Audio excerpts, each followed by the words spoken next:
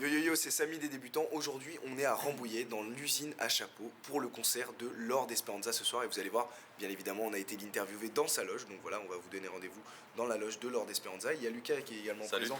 Aujourd'hui, lui, il va lui poser des questions un peu plus sur la musique. Donc voilà, ça va être très très lourd. Il nous a donné des réponses de ouf. Je vous laisse kiffer, c'est l'interview de Lord Esperanza. Tout nique, tout nique, tout nique.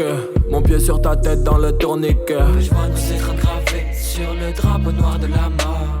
Ah ah ah ah yeah yeah ah ah ah ah yeah yeah. Believe, tous les problèmes ont des solutions. La seule réponse c'est l'évolution. Pourquoi tu doutes? Lord, merci de nous recevoir aujourd'hui. Alors pour contextualiser un petit peu les choses, on se trouve à Rambouillet aujourd'hui, à l'usine à chapeaux, juste avant ton concert que tu donneras ce soir. Alors est-ce que premièrement, alors oui, pour contextualiser un petit peu les choses, voilà, on est dans ta loge, il y a toute ton équipe, il y a Major Mineur qui est là, etc. Donc voilà, il y a toute l'équipe. Donc si vous entendez un petit peu des bruits en fond, voilà, c'est que on est chill aujourd'hui, on est en mode cool avec Lord aujourd'hui. Donc voilà, la cool. Alors ce soir tu donneras ton concert, est-ce que t'as un petit coup de stress toujours avant le concert ou pas? Ouais, un peu, tu vois, juste avant de monter sur scène et tout, mais pas maintenant, tu vois. C'est plus juste avant. Là on est tranquille. Là on est avec vous, tout va bien, on est très bien reçus, cool. On est content d'être là. Et alors, tu préfères plus la scène ou le studio, toi? J'aime les deux en fait, tu vois, mais je pense que la scène c'est quand même vraiment le moyen de partager, tu vois, et d'être en communion avec les gens, et j'aime beaucoup aller les voir à la fin des shows, quand on se pose avec le maire, je peux prendre des photos, discuter avec eux cool. Et tout, donc... En fait, c'est le moyen de visualiser si la musique du studio marche, tu vois. Parce que le studio, c'est l'expérimentation et la scène, c'est la sorte de communion avec des fans, etc. Ouais, mais c'est pour voir si ça fonctionne bien. Si voilà, c'est ça, tu vois. C'est vraiment ce qui va déterminer si oui ou non un morceau pourra potentiellement être joué à l'avenir, tu vois. C'est cool, c'est cool.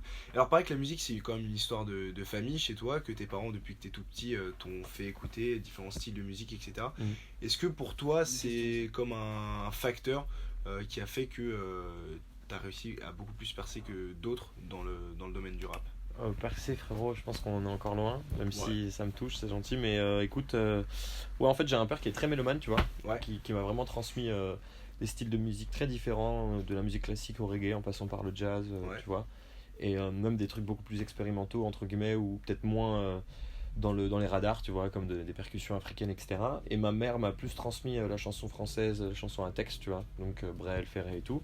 Et donc j'ai fait un melting pot de ça, et après vient s'ajouter bien sûr ce que j'ai découvert un peu par moi-même, et ce que mes potes me font découvrir. J'ai beaucoup d'amis qui aiment beaucoup découvrir plein de nouvelles chansons à travers Spotify et tout, tu vois, les nouvelles playlists aujourd'hui, tu peux découvrir 10 000 artistes par jour, tu vois, ce qui est beau d'ailleurs, c'est super. Profondeur d'internet et tout, et du coup voilà, on essaye de se tenir au courant un peu de ce qui se fait. Et il y a un son que t'écoutes de ouf en ce moment ou pas?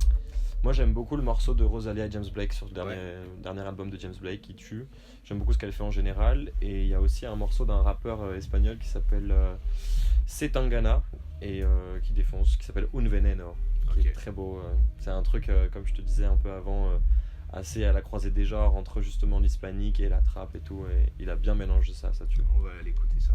Et alors, Lord, on a vu un changement quand même capillaire. Bon, t'as coupé tes cheveux.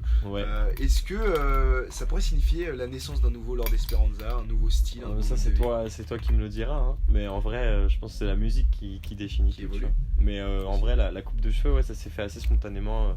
On était à Montréal en fait, tu vois, et puis on rentrait en Europe, je devais aller tourner le Color Show, et du coup je me suis dit que ça pouvait être sympa d'arriver avec une nouvelle coupe, tu vois, et du coup ça s'est fait très naturellement. Ok. Et alors sur tes réseaux sociaux également, t'as posté comme un teaser en fait de ton prochain album qui va sortir, Believe, et il y a une sorte d'hypothèse de certains de ta fanbase en fait qui penseraient que tu as donné des indices pour la date de sortie de ton nouvel album.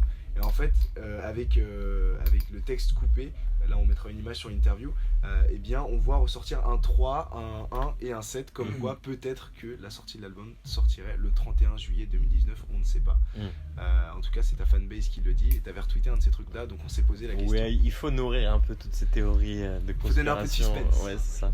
Non, par contre dans le clip, il y a des extraits du prochain clip, et je vais bientôt inciter, donc c'est une exclusivité pour vous, je vais bientôt inciter les gens à trouver les extraits en fait dans Believe. Super, ok. Bon, on va parler un peu de musique maintenant avec Lucas. Parlons frérot, parlons.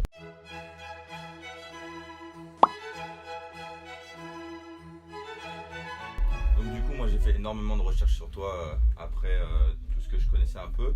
Et j'ai vu que notamment quand on te pose la question, tu dis que Lord Esperanza ça se compose en deux parties. Le Lord qui est vraiment pour ta partie vraiment rap, freestyle, enfin vraiment le côté plus hardcore, et le Esperanza pour plus ce qui est chanté, ce qui est ton côté Brel, etc.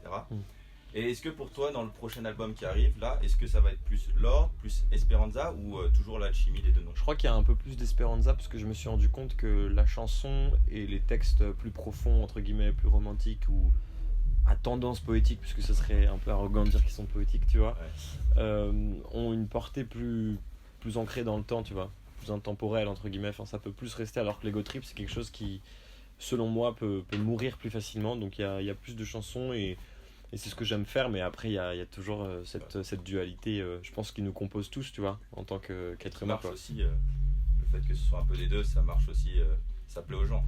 Bah, je pense que c'est très clivant, tu vois, ça doit diviser aussi en vrai dans un sens, mais moi je kiffe faire les deux, donc je réfléchis pas trop, en fait c'est en fonction de mes émotions, de ce que je vis, de ce que je traverse, et puis j'ai la chance aussi de bosser avec des producteurs qui sont vraiment très éclectiques, qui peuvent autant produire des prods très sombres et très obscurs, très noirs, tu vois, et des mecs qui font des prods beaucoup plus chill, et Major Minor par exemple, qui m'envoie cette très jolie bouteille d'eau à cette faculté, et c'est la raison pour laquelle j'aime beaucoup travailler avec lui, même si tu pourras le constater, il est encore un peu enfantin.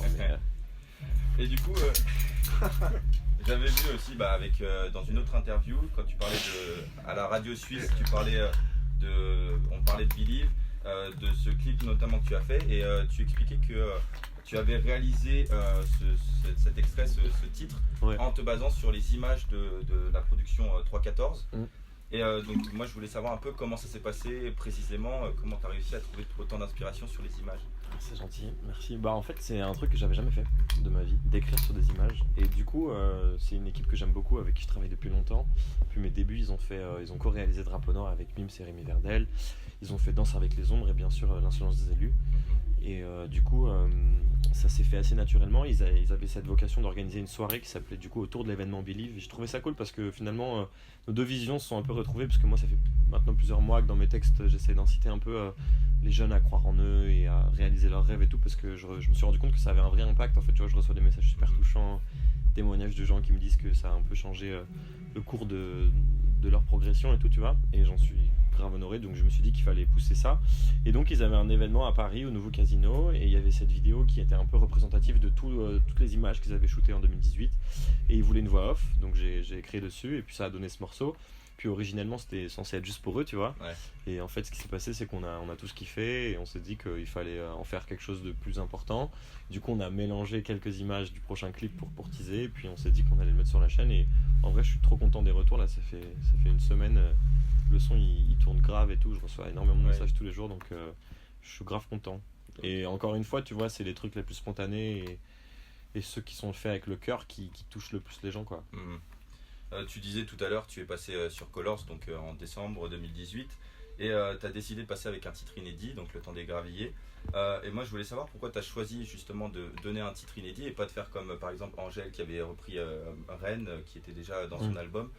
Pourquoi avoir pris complètement un titre inédit? Parce que je me suis dit que c'était sympa de découvrir un artiste avec une chanson qui a vraiment été créée pour l'occasion, même si en l'occurrence tu vois, enfin les chansons je l'avais faites avant, mais on s'est dit que celle-là elle représentait bien un peu toutes les palettes en fait de ce qu'on aimait faire, parce qu'il y a un refrain chanté, des couplets, il y a un couplet rappé, un moment trap, enfin la prod elle a 3 phases, tu vois, il y a un côté reggaeton, il y a un côté house, il y a un côté trap, tu vois, et du coup je trouvais ça juste cool en fait d'être capable de montrer à travers le même morceau un peu la trilogie de mon univers, tu vois, entre guillemets. Et bah après, et puis en plus c'était une chanson sur l'adolescence aussi, et et l'enfance même, chose que j'avais jamais abordée, et je l'ai abordée de manière assez légère, tu vois, alors que dans mon album il y a des chansons qui parlent de ça qui sont peut-être plus plombantes, tu vois, vu que je parle de moi et tout, là c'est plus généraliste.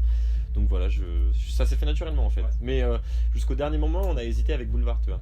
On voulait peut-être faire Boulevard, puis on s'est dit qu'on la garderait pour faire un clip. Mais, justement en parlant de Boulevard, je trouvais que entre Believe et Boulevard, on avait la même façon de créer, enfin je sais pas comment l'expliquer, mais on avait la même ossature, tu vois, sur la chanson, c'est-à-dire qu'au début c'est très calme, et d'un coup tu as ce passage où tu te mets à rapper beaucoup plus rapidement. Sur Boulevard c'est encore plus progressif, puisque le morceau est fait 2 minutes de plus, quoi. Mais ouais, c'est vrai qu'il y a ce même truc qui est venu en vrai assez spontanément, en fonction des images aussi, vu que ça montait vraiment crescendo, tu vois, j'étais obligé de suivre le pas, quoi. Mais dans l'album il y l'outro est un peu comme ça aussi, mais de manière moins prononcée, tu vois. C'est une balade qui évolue, mais ça crie jamais vraiment comme dans Boulevard, où là ça s'est fait en une nuit, super spontanément. Voilà, du coup je pense que ça dépend vraiment des inspirations. Mais c'est vrai qu'en vrai, je suis d'accord, tu vois. C'est ceux qui m'ont le plus. Il y a une corrélation grave entre les deux sons, ils se ressemblent un peu là-dessus. Ouais. Et pour revenir sur Colors, on sait que c'est très sélectif. Enfin, ils choisissent vraiment bien précisément un artiste ou un tel artiste, c'est pas n'importe qui.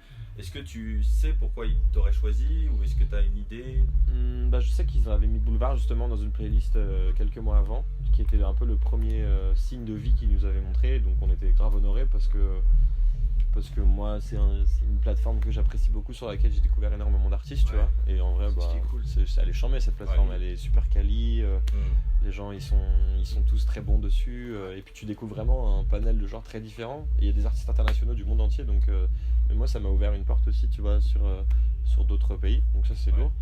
Et en fait je sais pas trop la raison première, mais je pense qu'ils se sont dit que mon image et tout, et que ma musique pouvait être cohérente dans le cadre de leur émission, tu vois. Et du coup c'est cool, et en fait d'ailleurs pour la petite anecdote, j'ai un label aussi qui s'appelle Par Amour, sur lequel je produis des artistes, et donc j'ai fait écouter les artistes que je produisais là-bas, et ils ont kiffé et tout, donc j'espère qu'on va pouvoir créer une relation de confiance en faisant aussi tourner nos artistes là-bas, tu vois. C'est pas mal, c'est cool.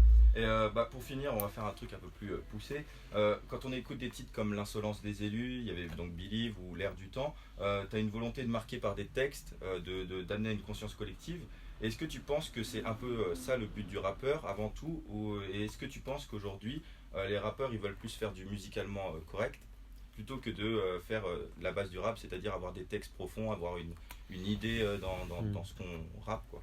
C'est une belle question. Je pense qu'il faut les deux, tu vois. Je pense qu'il y a des gens qui ont besoin de s'évader avec une musique très divertissante et pleine de légèreté. Et moi le premier d'ailleurs, comme je te disais, tu parlais de cette dualité. J'aime faire des morceaux assez légers, un peu bêtes entre guillemets, comme Odigier, et certains où j'ai plus envie de creuser pour moi-même explorer d'autres frontières aussi, puisque je pense que c'est ça, tu vois, le propre d'un rappeur, c'est aussi quelqu'un qui va essayer plusieurs choses, et d'autant plus aujourd'hui, vu que, comme vous le savez, il y a toutes sortes de prods différentes et tout. Et donc j'essaye de rester dans ce double discours, parce que tu vois, j'ai pas envie non plus d'être moralisateur avec un truc où en fait tu donnes une leçon. Mais en même temps, tu vois, je me suis rendu compte que, personnellement, quand j'étais plus jeune et encore maintenant, j'écoute des rappeurs qui m'apprennent des choses, tu vois. C'est vraiment un moyen très fun de s'instruire, tu vois. T'as des noms Ouais, Medine, par exemple, qui est un gars qui a beaucoup parlé de plein de problématiques dont j'avais pas du tout conscience, tu vois. Par exemple, le problème des Rohingyas en Birmanie et tout. Et après, du coup, je suis allé creuser, je suis même allé regarder un film ensuite qui s'appelle Le Vénérable W, que je vous invite grandement à voir. Mais donc, je trouve que le rap a cette portée autant instructive que fun. Et donc, je peux autant écouter Niska et Turn Up avec mes potes que rentrer chez moi et écouter une chanson beaucoup plus introspective d'SCH ou en l'occurrence de Medine, ouais. Je n'ai jamais eu besoin d'acheter des vues sur internet. Maman me disait fais ton argent sans intermède. Donc tout d'abord on avait Yans92 qui disait qui te demandait si ta popularité avait grandi avec ton passage dans Rentre dans le cercle. Salut Yans92, comment ça va poto? Tranquille? Ouais bien sûr, ça m'a ouvert, ça c'est un public beaucoup plus large, qui en plus est peut-être plus différent de mon public, vu que c'est plus typé rap urbain, moins rap blanc en fait, en vrai, si on se parle français. Et du coup grave, ça a ouvert plein de choses. Ça a ouvert d'autres portes, puis ça m'a permis de rencontrer Fianso, que j'ai recroisé après et tout, qui est un gars super inspirant, avec un parcours assez incroyable, qui est autant un très grand artiste qu'un très grand entrepreneur. Je sais pas si vous êtes au courant, mais il produit notamment Soul King, il est sur 10 000 projets à la fois, il fait du théâtre, du cinéma et tout, et c'est un exemple pour moi, tu vois, grave. Cynthia Perrault, elle te demandait, je voulais savoir qu'est-ce qui lui donne l'envie de continuer et les sources de ton inspiration. Salut Cynthia, comment vas-tu? Écoute, ce qui me donne envie de continuer, c'est la plupart des messages que je reçois déjà avant tout, et le fait de voir que ça touche les gens, tu vois. Et puis aussi l'envie de délivrer un message de plus en plus fort et précis, et de rester animé par cette passion du rap qui est ce qui m'a mené ici et qui fait qu'on est en interview aujourd'hui. Tu vois, d'ailleurs, je vous en remercie. Merci à toi. Et du coup, ouais, non, c'est ça en fait. Tu vois, j'ai envie de continuer à vivre ce rêve éveillé avec tous mes potes. C'est cool, tu vois. Je commence à me rendre compte que grâce à cette petite carrière qui est en train de se créer, je fais vivre des gens, tu vois, et de plus en plus. Donc, j'espère que ça continuera. Cool.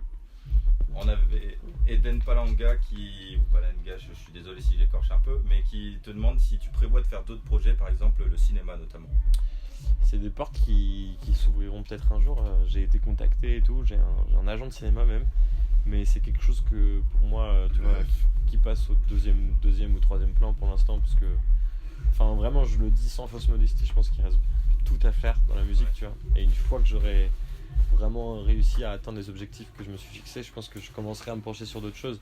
Mais déjà que je fais, comme je te disais, il y a ce truc, il y a le label, il y a pas mal de projets déjà dans la musique, et puis même il y a la tournée qui prend beaucoup de temps, puis il y a cette tournée-là, il y a une tournée parallèle qui commence avec un projet qui s'appelle Prose, où je suis avec un quatuor à cordes, Sheila et Issam Krimi, et Dit Weezer, un beatmaker aussi, donc ça c'est un tout autre registre.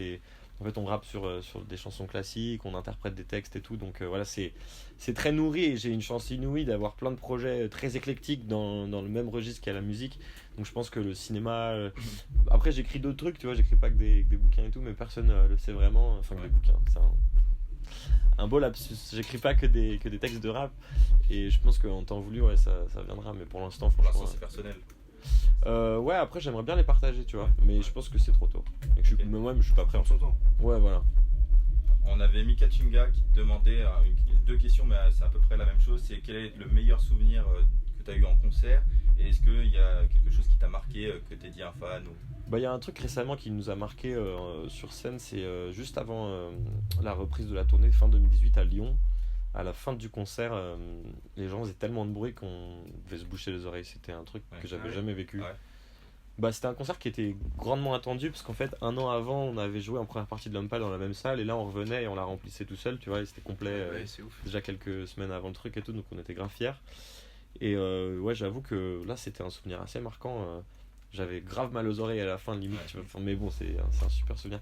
Et la deuxième partie de la question, c'était, pardon. C'était si un fan t'avait parlé, t'avait dit quelque chose qui t'avait marqué. Ouais, il y a des gens qui me disent que ma musique les a sauvés, genre, tu vois, qui parlent du suicide et tout ça, ça me fait toujours un peu peur, en fait. Parce que je me dis que ouais, c'est un peu puissant. On me l'a dit très récemment, en plus, là, hier, donc c'est toujours un peu marquant. Mais sinon, ouais, en vrai, comme je te disais tout à l'heure, il y a un fan un jour qui m'a dit un truc très beau. Il voulait réaliser un film et il n'arrivait pas trop à le faire et tout. Et il a écouté Hollord en boucle et il a écrit son film et il l'a envoyé. Il a été sélectionné pour un festival de court-métrage assez prestigieux et tout. Ça m'avait grave touché, puisque je me suis rendu compte que, enfin, sans même le vouloir, j'avais un peu participé à sa réussite, tu vois. Donc voilà, c'est cool. Et dernière question de Softboy, et ça c'est un peu une question que je me posais aussi. Est-ce qu'on aurait bientôt la chance de revoir un feat avec Nelik, grave, notamment peut-être dans ton album? Dans l'album, c'est encore en réflexion, peut-être dans la réédition de l'album, mais surtout on a un groupe ensemble. Donc je pense quand les emplois du temps pourront concorder, je pense qu'on va offrir un truc, ouais. Mais après, là, pour l'instant, je pense que c'était important que, tu vois, lui, il prenne aussi sa route avec ses gars et tout, parce que ça faisait longtemps qu'on était ensemble et tout. Et du coup, je pense qu'il avait besoin de ça. Et moi, dans un sens aussi, tu vois, c'est bien aussi de dissocier, parce qu'en plus, il avait quand même ce truc de backer, alors qu'en vrai, c'est un rappeur à part entière et que c'est un artiste incroyable qui a sorti un super album que je vous invite tous à écouter. Et du coup, je pense que c'est bien de revenir quand on sera tous les deux accomplis, en fait, dans nos projets respectifs, tu vois. Okay. Et j'embrasse le frère Kiwi Bunny Boy. Et enfin, dernière question, moi, c'est une question personnelle que je voulais te poser. Ça serait quoi le feat avec qui Kendrick Lamar, direct, sans aucune hésitation. Non. Kendrick Lamar. Ouais, pour moi c'est l'artiste le plus influent, le plus inspirant aujourd'hui dans le rap américain. C'est un des seuls qui a conservé cette fougue dénonciatrice que tu évoquais. Et je trouve qu'en termes de flow, de prise de risque d'instrumental et tout, c'est peut-être l'un des artistes le plus inspirants, si ce n'est le plus, tu vois, pour moi. Et après, en rap français, il y a beaucoup de mecs que je kiffe, mais en ce moment, Je pense que le gars avec qui j'aimerais le plus faire un morceau, ce serait Damso. Damso. Sauf que dans l'approche incroyable, Damso. spirituelle, tu vois, dans la réflexion textuelle des morceaux, c'est vraiment un gars qui pousse, tu vois. Après, ça dépend des chansons, mais quand t'écoutes un Julien ou quoi, Ouais. Enfin, moi j'ai pris une vraie claque et je trouve qu'il y a derrière ce morceau se cachent des ramifications entières de réflexion et je trouve que sa réflexion sur la vie est très belle. J'ai beaucoup regardé ses interviews, notamment son clic avec Moudachour. Ouais, Je trouve assez fascinant et tout. Et c'est un gars, en vrai, il y a beaucoup d'idées que je partage avec lui, tu vois, sur notamment la loi de l'attraction, le fait de cercle vertueux et de s'auto-dépasser. Et bien sûr, lui, c'est un gars qui met beaucoup en avant son entourage aussi. Les gens de l'ombre, là, il était au Victoire de la musique, il a parlé des producteurs qui avaient fait son album, quelque chose de très rare. Et moi, j'essaie à mon échelle de parler de mes gars, parce que en vrai, je ne suis rien sans mes gars.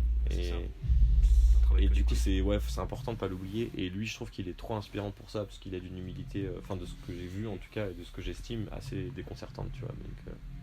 Donc ouais, ça serait Dums. Bon, Lord, Théodore, merci beaucoup de nous avoir Merci accordé les ton gars, temps. ça tue. J'espère que vous allez kiffer le concert. Et puis, Merci d'être venus. Au concert ce soir. Merci aussi aux gens dans l'ombre, Philippine et au frérot Ousmane qui nous a aidé pour les caméras. Merci beaucoup. Merci. Belle interview, ça tue. Merci à toi. Salut les gars.